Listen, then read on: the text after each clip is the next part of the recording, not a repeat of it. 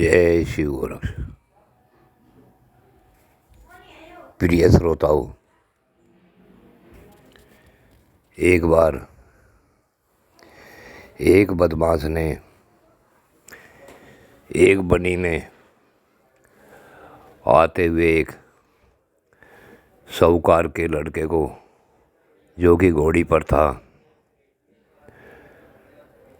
लठ मार कर गिरा दिया तथा घोड़ी को भी एक लठ मारा तो घोड़ी जिस रास्ते आई थी उसी रास्ते वापस भाग गई।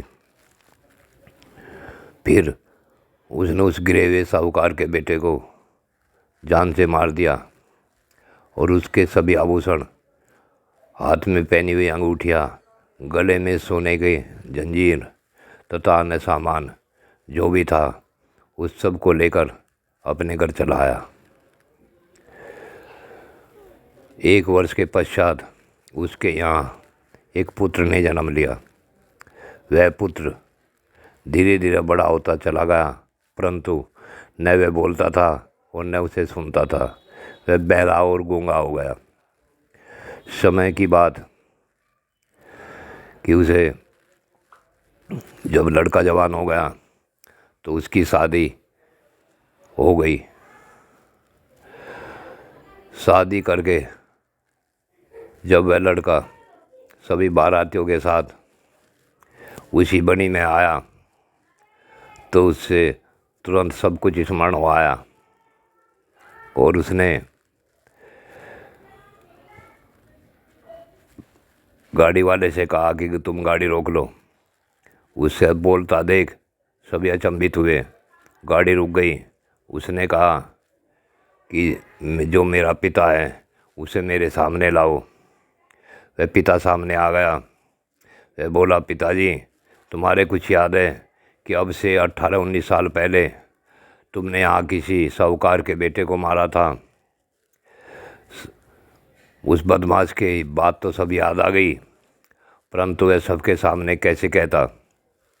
उसने मना कर दिया कि मेरे कुछ याद नहीं और मैं तो कोई गलत काम कभी किया ही नहीं। उसने कहा कि उस दिन तो मेरी मृत्यु नहीं थी, उस दिन तो तुमने मुझे मार दिया, लेकिन अब सुन लो, मेरा जो भी कुछ सामान था, जो तुमने सब कुछ छीन रखा था, वह सब कुछ धीरे धीरे मेरे ऊपर तुमने खर्च कर दिया।